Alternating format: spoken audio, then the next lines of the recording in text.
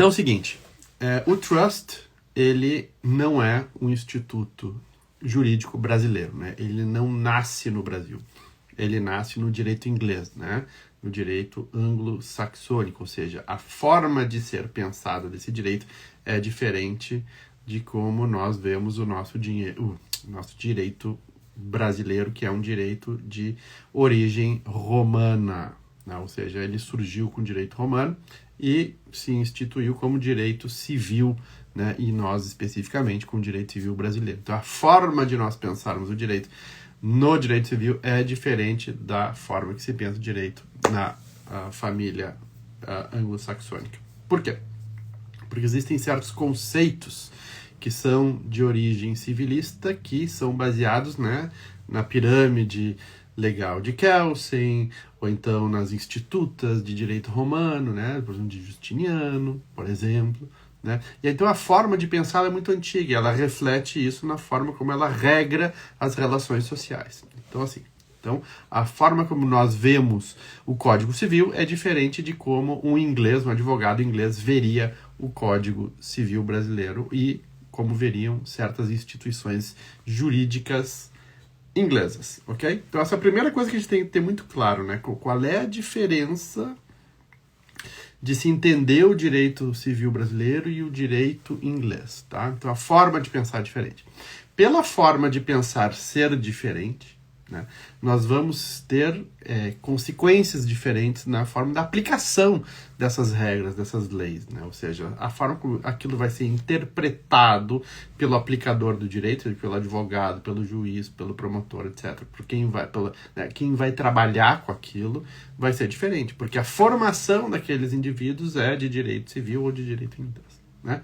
Então, no momento que nós temos um instituto jurídico de direito inglês que permeia as relações em direito civil, né? Numa família civilista romano-germânica que nem é a brasileira, o que acontece? Existe uma desconexão, né, de compreensão e, logo, de aplicação. Então, é muito difícil, às vezes, para os magistrados brasileiros que não têm aprofundado um pouco, né, os seus estudos, a sua prática, tendo em conta casos de direito comparado, né, de fazer uma correta interpretação do que é um instituto como o Trust. Então, esse aí é o ponto básico que a gente tem que partir. A grande premissa é conseguir enxergar o direito inglês com uma lente colorida de direito inglês e não como uma lente de direito civilista brasileiro, tá? Porque se tu tem uma forma de enxergar o direito, digamos, tu põe um papel celofane verde,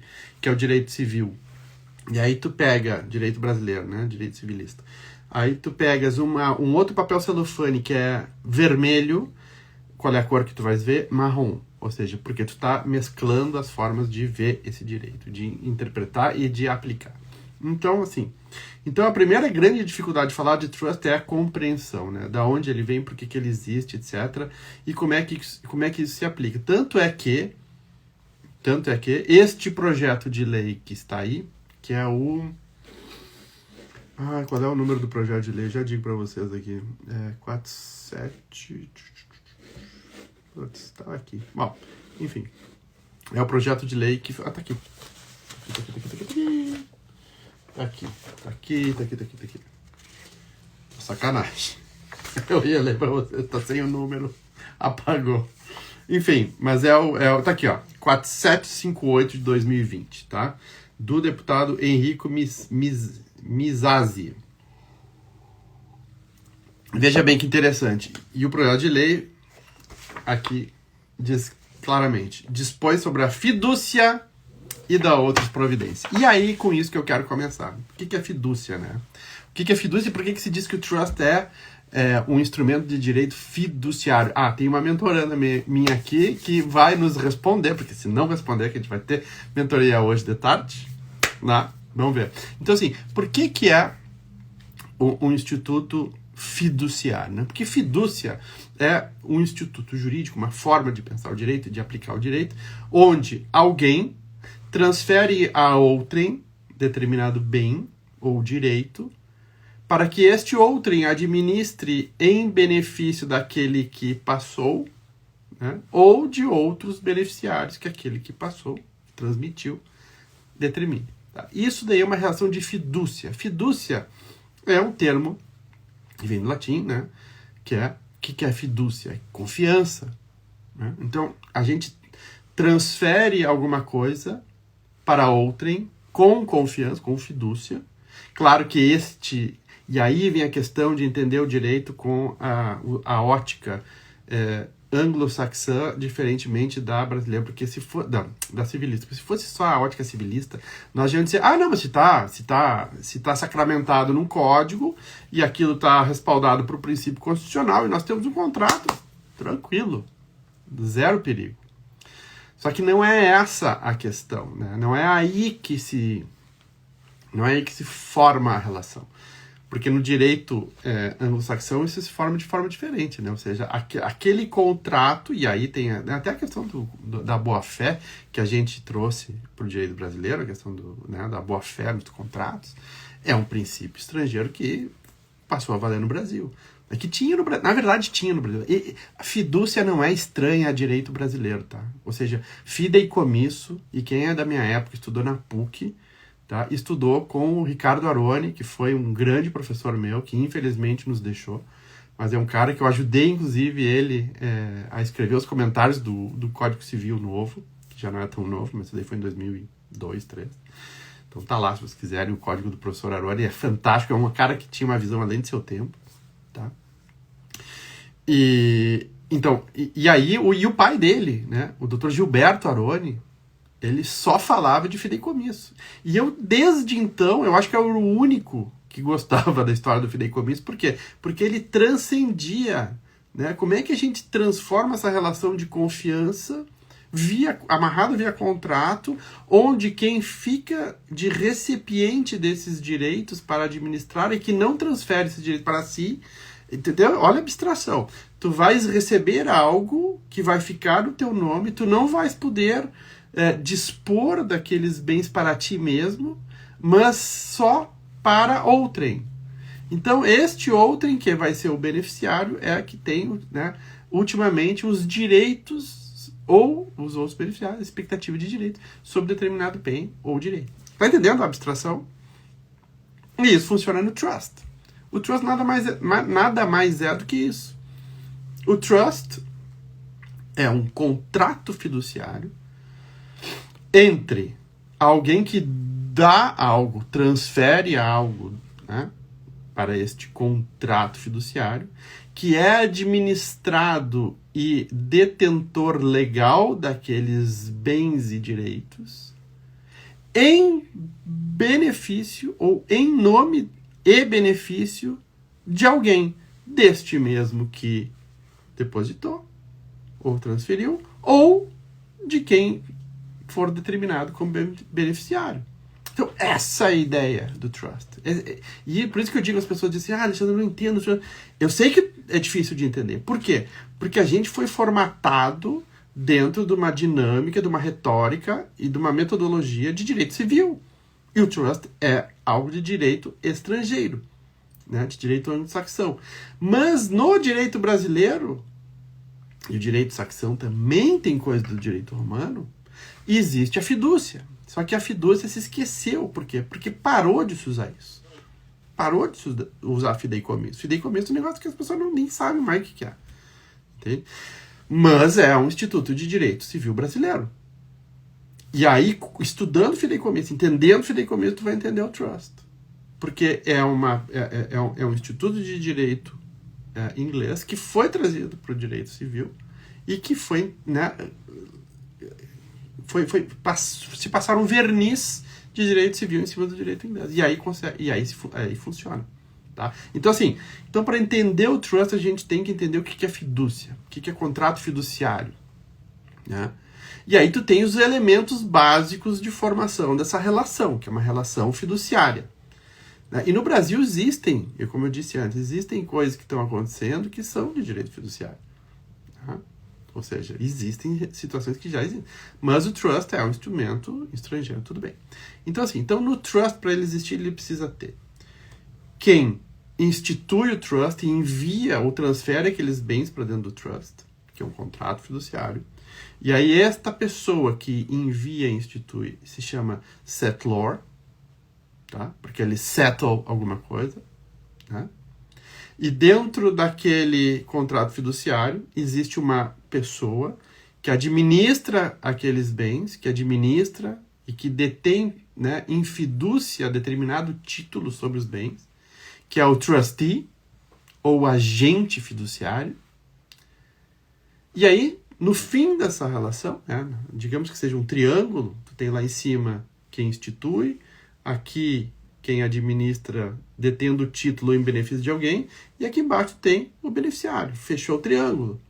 Nesse triângulo, então, os beneficiários são aqueles que têm o direito a deter, receber, fruir, gozar daqueles direitos e deveres que estão sob a administração deste terceiro desinteressado. Por quê? Porque o terceiro desinteressado tem que ser discricionário na forma como ele vai utilizar aqueles bens, né? Como ele vai utilizar, vai administrar aqueles bens, desde que não seja em proveito próprio. Então, às vezes as pessoas perguntam, Alexandre, tu é trustee? Eu não sou trustee. Já fui trustee enquanto eu pertencia a uma companhia fiduciária, que eram as trust companies dos bancos. Eu já fui trustee. Né? Hoje, eu poderia ser trustee? Poderia. Eu, Alexandre Zelinski-Arreg, poderia ser trustee hoje. Mas eu teria que estar sob especificamente a lei que rege trustees na Suíça. Agora, para isso, eu não teria vantagem econômica nisso. Ou seja, eu teria que despender muito dinheiro para manter um escritório grande, com 3 profissionais de tal área, com mais 3 profissionais da contabilidade, enfim, compliance. Então, eu teria que montar uma estrutura muito grande. Então, hoje, eu não tenho interesse em ser trustee. Mas o fato de ser pessoa física e ser trustee, eu poderia ser trustee. Tá? O que eu faria? Estes bens estariam embaixo de um contrato fiduciário, onde eu estaria ligado contratualmente a administrar esses bens, sem poder colocar eles no meu patrimônio, Alexandre. Eles não poderiam fazer parte do meu patrimônio. Eu não poderia perceber nada desse patrimônio para meu benefício, porque no contrato está estabelecido que estes direitos esses direitos e bens estão em custódia de um trustee, administrado por um trustee, mas em benefício de outra pessoa, ou de outras pessoas, ou outras instituições. Porque o beneficiário não é só pessoa física. Beneficiário pode ser uma pessoa jurídica. Tem muita gente que não tem beneficiários, não tem descendentes e deixa aqueles bens para uma instituição filantrópica, uma instituição educacional, uma instituição de cuidado dos animais, né? Existem pessoas que deixam, até dependendo da jurisdição, se isso é permitido ou não, para um determinado animal. Tem gente que deixa para um gato, um cachorro, um cavalo, né? Ou seja, então o trustee vai se encarregar, durante a existência desse contrato, de manter os bens de acordo com a vontade de quem instituiu, né? Do settlor. Então, o settlor que instituiu aquele trust, né? Ele vai dizer, eu quero que, no caso prático, a pessoa que institui, eu agora eu não tenho descendentes e tenho um cachorro e 2 cavalos, tá? Eu não tenho descendentes e decidi que eu quero deixar minha fortuna para este cachorro e estes cavalos. Mas o cachorro não pode ter conta em banco, nem os cavalos podem ter conta em banco. E muito menos o cavalo sabe que tem que se alimentar ou precisa procurar um veterinário, ou o cachorro sabe que um dia vai precisar de um cobertor, seja lá do que for. Né? São bichos, são pessoas, não são pessoas jurídicas, não são pessoas que têm personalidade jurídica para pleitear alguma coisa, para deter alguma coisa. Então o que acontece? O trustee pode se encarregar de manter estes animais. Ou seja, o trustee, eu como settlor, determino ao trustee que mantém as minhas contas correntes ou os meus bens sendo geridos, né, com fidúcia, e sob a responsabilidade e penalidades criminais que aplicam se ele deixar de fazer, que é o dever de fazer, né? Então eu determino que aqueles animais sejam mantidos até o fim das suas vidas. E para que o cavalo viva os próximos 10 anos feliz, eu vou determinar que o trustee ainda continue mantendo o estábulo veterinário, tudo que for preciso para a manutenção daqueles cavalos em vida. Mesma coisa para o cachorro. Eu vou determinar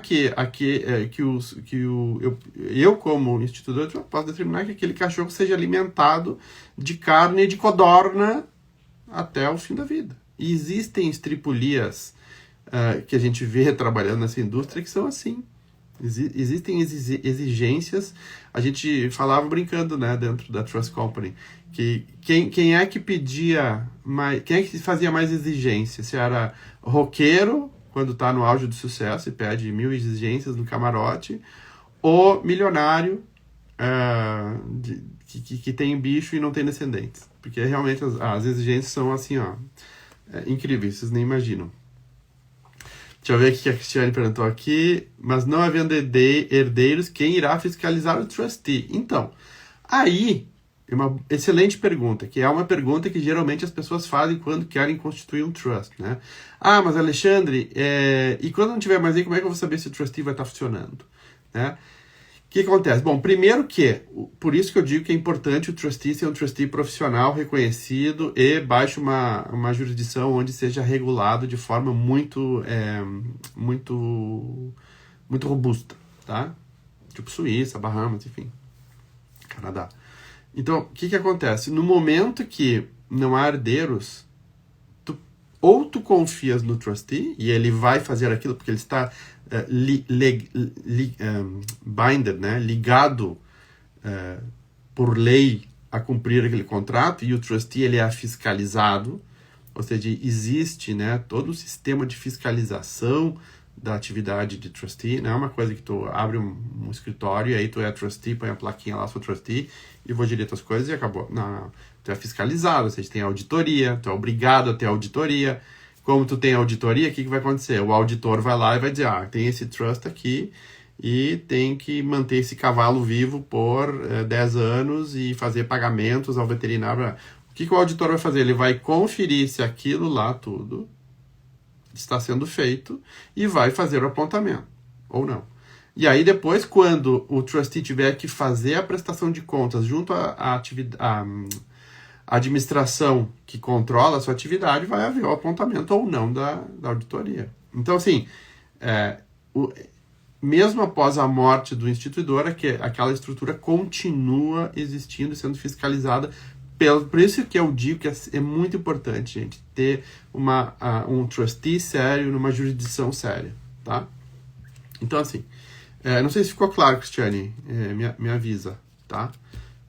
Então, assim, a ideia é essa, né? Como tu pode fazer para que isso continue sendo respeitado de acordo com a vontade de quem deixou. Outra solução, que é o que eu faço também profissionalmente, eu sou protector profissional. O que acontece? O Alexandre é um protector dentro do trust, né? Dentro do trust, eu falei só da triangulação básica, mas depois imagina esse triângulo se transforma numa estrela com 12 pontas ou mais, tá? Por quê? Porque aí tu tem todas as outras diferentes possibilidades de trabalhar com esse trust, tá? Ou seja, de pessoas que vão trabalhar. Tu pode ter um comitê de investimento, pode ter um comitê de administração, tu pode ter um comitê de governança e tu pode ter o protector. O que o protector faz? E isso daí é o que eu faço também, né, como advogado. Eu supervisiono o que está acontecendo dentro do trust, né? Eu supervisiono se o trustee está fazendo a coisa certa, eu supervisiono se os filhos estão recebendo aquilo que foram determinado que recebessem. Eu verifico se as contas estão sendo pagas como deveriam, se os portfólios de investimento estão sendo aplicados de acordo com as regras que foram instituídas. Muitas vezes, os instituidores, eles determinam que a pessoa que vai administrar, por exemplo, o Andrew, né? Vários trusts, o Andrew é o financial advisor, né? E, tipo, ele dá ideias para o trustee poder gerir aquele dinheiro. de acordo com as vontades de quem institui. Então, tem gente que não quer comprar ações chinesas, ou não quer comprar determinado tipo de moeda. Então, o trustee tem que seguir aquelas regras. Então, eu, como protector, posso supervisionar se o trustee está cumprindo aquelas regras, se o Andrew está cumprindo aquelas regras, né? E, eventualmente, e aí vem o mais importante, e por isso que eu digo, né, o trust, ele não deve ser visto só como algo que é feito para depois da morte, ele deve ser visto como algo que é feito durante a vida, né, que é o living trust. Isso daí deve ser feito enquanto as pessoas estão vivas, porque às vezes as pessoas estão vivas e acontece alguma coisa. É o caso do Schumacher. O caso do Schumacher, ele ficou incapaz, né, de poder tomar qualquer decisão. Eu até nem sei se ele já faleceu ou não. Tá? Então, no caso do Schumacher, enquanto ele estava vivo, mas impossibilitado de tomar qualquer decisão, de gerir seus bens, de gerir sua família, né? Eu não sei se ele tinha trust ou não, tá? Mas se ele não tinha um trust, aí tu imagina a complicação. Agora, se ele tinha um trust e eventualmente a mulher dele falta, e aí ficam os filhos, né? Os trustees poderiam continuar cuidando dele e dos filhos. Então, essa é a ideia. E aí, o que o protector faz? Ele controla para ver se tudo isso está acontecendo, né? Existem disposições, a brigada ainda vive. Então, existem disposições que são para cuidar de determinada pessoa, de pagar as custas de hospital, pagar o médico tal, fazer com...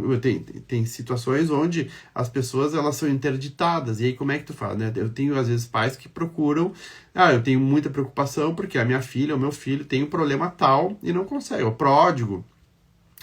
Tem um caso bem concreto de uma pessoa que está com um problema sério aí, porque a filha, ela é pródiga e ela tem transtorno bipolar e ela se envolve com qualquer pessoa que passa na rua. E geralmente as pessoas se aproveitam, entendeu? Então os pais estão muito preocupados como é que isso vai ser gerido depois que eles não estiverem mais aí ou não conseguirem mais gerir. Então se constitui um trust onde a filha vai receber, né, o seu dinheiro de forma condicional a como os pais determinaram, né? Ou seja, vai ter que ser depositado numa conta só para ela. Provavelmente ela tem uma curatela, ou seja, o curador vai ter que ser... Ou seja, tem todo um trâmite interessante aí. Mas com o trust tu consegue, né? Tu consegue. Deixa eu ver mais uma pergunta aqui. Rob, a esposa está vendendo a casa para pagar os custos do seu tratamento de saúde. Ah, sim, é do Schumacher, né? Do Schumacher, Então, assim... Então, gente, eu não sei, tá claro isso? Vocês estão conseguindo entender a abstração que tem que fazer para poder entrar dentro do que é um trust? Porque o que é importante, né? O que está acontecendo com esse projeto de lei, eu até falei nos meus stories, vai abrir um mercado de trabalho tão grande aí na frente. Por quê? Porque a maneira de tu trabalhar com fidúcia é uma forma de tu poderes gerir as relações jurídicas entre pessoas diferente do que existe hoje. Então tu consegue, ou seja, tu imagina, porque a gente está falando de pessoa que controla. Quem controla tem determinados efeitos jurídicos por causa desse controle. No momento que tu desloca esse controle para outrem, essa relação muda. Então tu vais conseguir, e eu assisti esses dias uma palestra bem interessante, sobre, né, como a fidúcia está voltando em relação a uma reação, né, das mudanças sociais, ou seja, como a nossa sociedade está mudando de uma forma tão abrupta, né, às vezes a gente não tem tempo de regular certas coisas, e pela falta de regulação, né, a gente tende a ir para instrumentos privados que vão regular aquela relação. Ou seja, modos alternativos de resolução de disputas, que nem arbitragem, mediação, etc. Ou seja, a gente tenta fazer com que o nosso conflito seja solucionado de forma privada, né, muitas vezes com discrição, ou seja, que a gente não... Né, é discreto, a gente não tem a publicização disso daí, como tem no judiciário muitas vezes. Só não tem quando a gente pede segredo de justiça, e mesmo assim, até que ponto vai. Então, assim, isso daí nada mais é do que o trust, né? O trust, ele te oferece, então, esse deslocamento, né, da titularidade dos bens, ele te oferece a descrição, tu vai conseguir ter a descrição da tua relação, né, da tua relação privada entre entes privados, sem que aquilo lá seja publicizado. Às vezes as pessoas não têm interesse que seja publicizado. Por exemplo, com pessoas que têm coleção de arte, né, às vezes as pessoas não querem que seja sabido que elas são detentoras de determinada obra. Às vezes porque não param de encher o saco, porque tem art advisor procurando todo o tempo, ou então porque tem seguradora que fica assediando, que quer, né, trabalhar com aquela pessoa, aquela família. Então, assim, quando tu tem essas relações que demandam privacidade, né, muitas pessoas às vezes não querem que fique exposto que elas têm determinados bens, até por segurança, medo de sequestro, né? Hoje em dia as pessoas têm muito medo de serem sequestradas em função do seu patrimônio, porque acham que podem sofrer um sequestro para que se peça, se faça uma extorsão, desculpa, me faltou o português, que se peça um resgate em função do patrimônio dela. Então, no momento que a gente consegue privatizar e isolar isso dentro de algo que não comunica aquela pessoa, é uma maneira de se proteger também a sua individualidade e a sua vida privada. Então, o trust oferece isso, né? Da mesma forma que eu teria que ver se o fideicomisso ofereceria isso também, do jeito que está. Acredito que não, né? Mas, por isso que é interessante, e aí volto, né? É interessante tu teres um trust sendo brasileiro, mas que esse trust está fora, porque aí tu tens ainda um maior grau de proteção, ok? Oi, Michele. Deixa eu ver, bom dia. E quando o patrimônio não é suficiente mais para cumprir a carta de desejo do decurso? Bom, geralmente, boa pergunta, geralmente isso é previsto, tá? O trust vai continuar existindo até que o fundo de trust, o trust fund, seja exaurido. Né? Tu imagina, o trust é como se fosse uma bexiga de ar, né? Ele tá cheio e aí ele vai esvaziando, até que murcha, aquilo não é mais um balão, aquilo lá é uma bexiguinha morta, né? Ou seja, então ele vai existir enquanto houverem bens para cumprir aqueles pedidos. Agora, é diferente de quando tu tens uma estrutura e tu determina que aquilo lá seja feito e tem já, né, ou seja, o fundo daquele trust está montado para que continue crescendo, continue se mantendo, e aí o trustee faz uma coisa errada,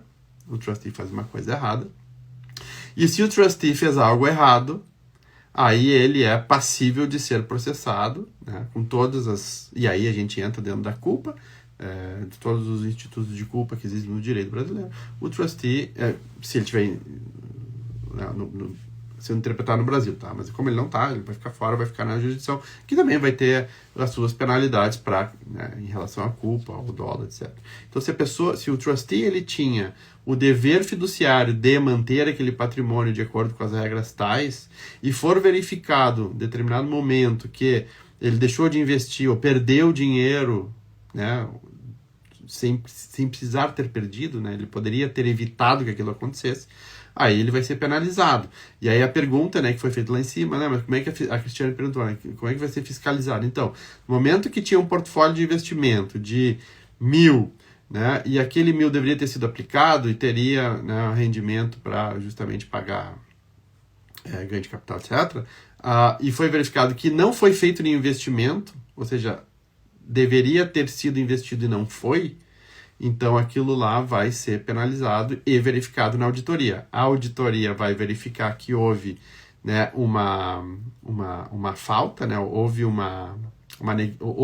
imperícia, e aquela imperícia vai ser anotada e, consequentemente, quando a administração que regulamenta, né, a atividade de trustee verificar, bom, aí vai haver uma penalidade, a Trust Company e, dependendo da jurisdição, aqui na Suíça hoje existe a responsabilização da pessoa que fez aquilo lá.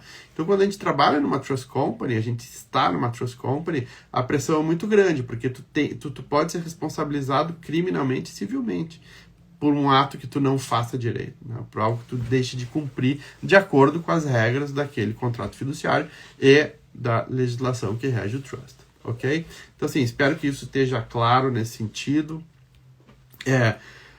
O trust, então, ele é um instituto jurídico que é pensado com direito inglês, que pode facilmente ser usado no Brasil, ou seja, já é usado há muitos anos, não tem mistério nenhum, só é a falta de entendimento de quem aplica o direito, de quem trabalha com direito, de saber alocar esse tipo de estrutura para clientes brasileiros. Então, por isso que eu estou entusiasmando vocês aqui a entenderem um pouco mais, a trabalharem com isso.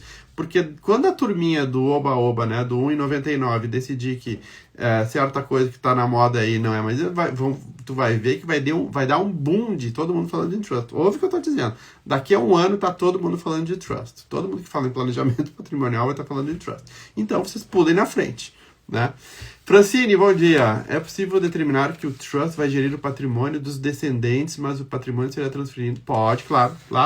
Essa é a beleza, uma das belezas do trust, qual seja, o trust é o teu livro de regras, ou seja, este contrato fiduciário são as tuas regras, onde tu vais determinar o que vai acontecer, quando e com quem e de que forma. Então, se tu quiseres, né, deixar já previsto que aquele patrimônio vai ficar na família, vai ser distribuído aos poucos para membro A, membro B, membro C, isso é possível também, ok? Ou seja, faz parte da carta de desejo. Não, a finalização do trust, a termination do trust, ela está prevista no trust deed, ou no settlement of trust, tá? Que é o documento constitutivo que nós, no direito civil brasileiro, diríamos que é no contrato fiduciário. Tá? Então, neste contrato, existe a cláusula de termination. Até tem um trust deed aqui. Putz. Até tem um trust deed aqui. Vou mostrar para vocês. Então, aqui eu tenho um trust deed. E aí nós temos aqui... protection... Não terminei de redigir ainda. Deixa eu só... Peraí. Tá aqui, ó. Então, aqui, ó. Termination of the trust. Entendeu? Ou removal and appointment of trustees. Então, isso daí está previsto no trust deed. Ou seja, a carta de desejos, ela é um documento que serve para guiar o trustee. Tá? Ele é, como a gente fala em inglês, non-binding, ou seja, ele não tem uma força legal, mas aí para entender esse non-binding, a gente tem que colocar os óculos do direito inglês, essa abstração que é a que eu falei no início. Então tem certos conceitos que a gente tem que colocar os óculos do direito inglês e tirar do direito civil, porque daí a gente vai conseguir entender, entendeu? Então não adianta tentar entender esse non-binding da carta de desejo com trust deed com os óculos de direito civil, tá? Então essa por isso que eu falei que o lado da abstração no início, tá? Então assim, e a carta de desejos é o documento então que vai servir para guiar os trustees sempre, e a oportunidade da carta de desejos é principalmente o fato de que tu podes mudar ela quantas vezes tu entenderes necessária durante a tua vida e durante a existência do trust, enquanto estiver vivo, claro, né? Então, assim, a carta de desejos, e eu sempre falo de casos icônicos que eu tenho, né, ou tive, que é, por exemplo, o caso do senhorzinho aquele, que já tem mais de 90 anos, e troca de namorada muito seguido. E como ele não tem interesse em alterar, ele não tem descendentes, não tem interesse em deixar nenhuma instituição de caridade, ele tudo que tem, ele quer deixar para a companheira. O problema é que ele troca de companheira, né? E cada vez que troca de companheira, a gente tem que trocar a carta de desejo. Então vamos ter que trocar a carta de desejo a cada vez que ele troca. E ele, num ano, chegou a trocar 6 vezes de carta de desejo. Quero dizer que ele teve 6 namoradas só naquele ano. Então, assim, a carta de desejo ela pode ser mudada a qualquer tempo. Às vezes acontecem situações que altera a constituição da família e do patrimônio, ou seja, a família vendeu um determinado bem, e aquele bem constava da carta de desejo, então vai ter que mudar a carta de desejo porque aquele bem não mais existe. Às vezes tem um membro na família que era considerado como beneficiário, de repente por alguma situação não é mais, ou por morte, falecimento, briga, enfim. Às vezes acontecem situações onde a gente tem que remover alguém ou alguma coisa da carta de desejo. Por isso que ela é muito flexível, ok? Ó, professora Letícia, bom dia. Semana que vem nós, hein? Semana que vem, professora Letícia... Semana que vem? Acho que semana que vem. Vamos falar sobre os impostos que são engatilhados no momento que tem uma estrutura internacional. Então, assim, a ideia é trazer para vocês um conforto sobre o trust, para vocês terem conforto sobre o que é e saberem que vocês podem trabalhar com o trust, vocês podem trabalhar com ajudando as famílias de vocês, as famílias de vocês e as famílias dos clientes de vocês com trust, tá? Então, assim, e esse projeto de lei, né, como eu disse, é o 4758 de 2020, ele vai dar muito tititi no Brasil. Por quê? Porque ele vai criar uma série de oportunidades para os profissionais do direito de trabalharem com outros tipos de instituições e de contratos fiduciários. Ou seja, essas relações através de contratos fiduciários vão gerar um novo mercado de trabalho no Brasil. Pode escrever, daqui a um ano está todo mundo falando de fideicomisso, de contrato fiduciário, de trust. Eu aposto com vocês. Até quero gravar isso daqui a um ano mostrar. Por quê? Esse projeto de lei, ele primeiro, o que ele faz? Né? A ideia dele é de trazer menos confusão, porque hoje em dia existe muita confusão em relação a trust, né? As pessoas não existe uma definição clara, uma definição sacramentada em lei, sobre distribuições de trust, ou seja, uma distribuição de um trust estrangeiro no Brasil, ela deve ser taxada como imposto de renda ou imposto de doação. Não existe, não é sereno isso, tanto é que houve, né, a consulta COSIT número 41, que eu inclusive escrevi um artigo, está no meu website, vocês podem buscar, alexandrereg.com, lá nas publicações selecionadas, vocês podem buscar lá. Por quê? Porque existe confusão na interpretação do que é um trust, ou seja, a pessoa que está lá, né, dentro da autoridade fiscal, como não entende aquilo que nós falamos no início dessa live, né, que é de ver o direito inglês com o celofane azul ou verde e o direito civil com o celofane vermelho, de não cruzar esses dois papéis celofane, né, ela não tem essa compreensão, então logo ela já deu uma resposta a uma consulta que foi feita, e aquela consulta começa a gerar discussão, e às vezes a discussão vai para um lado que não esclarece o assunto, ele simplesmente sacramenta de tal forma porque houve tal entendimento, houve discussão. Então esse projeto de lei, ele vai trazer bastante discussão, que é muito saudável. Eu acho que a gente precisa ter esse tipo de discussão, mas ele não é sobre trust, ele é sobre contrato fiduciário. Vejam bem, fidúcia, dispõe sobre a fidúcia e da outras providências. Então, assim, não é sobre trust somente, tá? E com isso eu quero dizer que vão haver, e por isso que eu digo que vai abrir um mercado jurídico gigante no Brasil, que as instituições fiduciárias vão começar a voltar a acontecer como existia 100 anos atrás, né? Agora, assim, um trust brasileiro, não sei. Não sei se haveria possibilidade e viabilidade, acho muito difícil. Acho que vai haver um esclarecimento sobre questões que não são esclarecidas hoje sobre trust. Ou seja, vai estar na lei. E aí nós, civilistas, vamos começar finalmente a entender o que é bom ou não. E aí tu vai ver como muitas vezes as pessoas perguntam, né, do trust. Mas o trust tem que declarar isso ou aquilo. Tu é obrigado a dizer para o cliente, olha, existe a corrente tal e a corrente tal. Tu pode seguir aqui e aí a consequência é essa. Tu pode seguir por aqui, a consequência é aquela. Então, assim, vai trazer clareza, vai trazer discussão, que é muito saudável, mas, mais importante, vão surgir novas instituições para ser trabalhadas. Se eu estivesse no início da faculdade hoje, eu ia me jogar de cabeça nesse projeto de lei e ia me tornar o primeiro especialista do Brasil em relações fiduciárias. Que nós não temos alguém que eu saiba, salvo melhor juízo, tá? Que seja especialista, tipo assim, a referência em direito fiduciário simples. Simples não, raiz. Anyway. Então, entenderam? Mas eu acho assim, se eu estivesse no início da faculdade, eu faria isso sem a menor dúvida. Professora Letícia me fala uma pergunta. Senão a lei não pode tributar. Mas que língua tu escreveu aí, Lê? Senão a lei não pode tributar e a solicitação COSIT sempre restringe direito do contribuinte. Deixa eu ver. Senão a lei não pode tributar e a solicitação COSIT sempre restringe. Exatamente. Então é isso aí, Lê.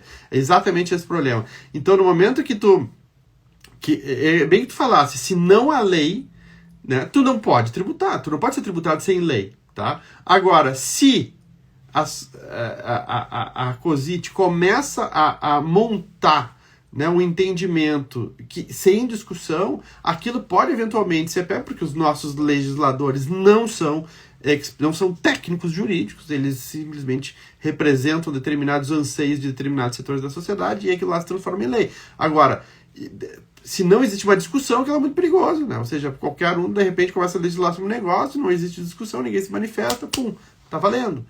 Então, assim, esse é o meu receio enquanto a gente não discute. Então, positivamente, esse projeto de lei, que eu acredito, por convicções pessoais, que este projeto de lei ele está sendo feito com o interesse econômico da indústria financeira e de desenvolvimento imobiliário, porque a gente vê várias vezes aqui, né, e isso se aplica ao que está acontecendo hoje com cessão de crédito, por exemplo, imobiliário. Hoje, cessão de crédito imobiliário é uma relação fiduciária, que não é muito diferente do trust. Quer dizer, abstraindo, tá? Abstraindo bastante aí, tá? Então, assim, então vejam que as coisas estão começando a andar positivamente. Então, assim, eu queria... Meu Deus, já falamos 45 minutos aqui. Eu queria, em primeiro lugar, se você não se inscreveu na Masterclass do dia 10 de maio, às 8 da manhã, por favor, agora, você vai agora ali e se inscreve. Quero ver o teu e-mail chegando. Quero ver se tu puder responder para nós o questionário. Quando tu te inscrever, tu vai receber um link para te cadastrar e aí tu vai ver o questionário. Se tu puder responder o questionário, vai ser muito legal, porque a gente vai poder moldar exatamente aquilo que vocês estão querendo ouvir, tá? A gente já tá com uma excelente ideia, eu acho que vai ser bem legal. E aí, então, eu te peço que se tu não te inscreveu agora, te inscreve. E se tu não te inscreveu e acha que alguém pode ter interesse, me envia para essa pessoa, tá? Então, tipo assim, eu tô tentando trazer o máximo de conteúdo e discussão aqui para vocês. A gente depois vai ter uma comunidade que vai falar só sobre direito, porque a gente vai estar na frente da turma que vai entrar depois. Daqui a um ano vai estar todo mundo querendo falar sobre direito fiduciário. Apostem nisso. Então, a gente vai cobrar, né, das autoridades que desenvolvam isso daí, e nós vamos ter um grupo, tá? Um grupo que vai ser fora da academia, um grupo que vai ser eminentemente prático, de profissionais que estão engajados em desenvolver essa área de forma transparente, lícita e com acesso a todos. Porque o que às vezes me irrita em determinados setores da advocacia é que se formam grupos onde as pessoas não conseguem entrar, especialmente aquelas pessoas que estão no início ou querem fazer uma transição de carreira. Então a ideia é democratizar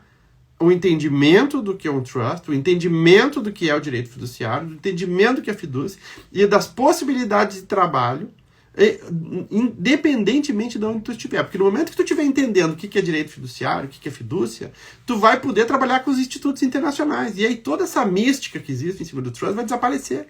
Porque tu vai começar a entender isso, tá entendendo? Então, o entender essa parte do direito fiduciário vai te dar uma liberdade gigante. Tá? Então, assim, enviem para as pessoas, se vocês trabalham em um escritório, falem com a pessoa que está interessada nessa área.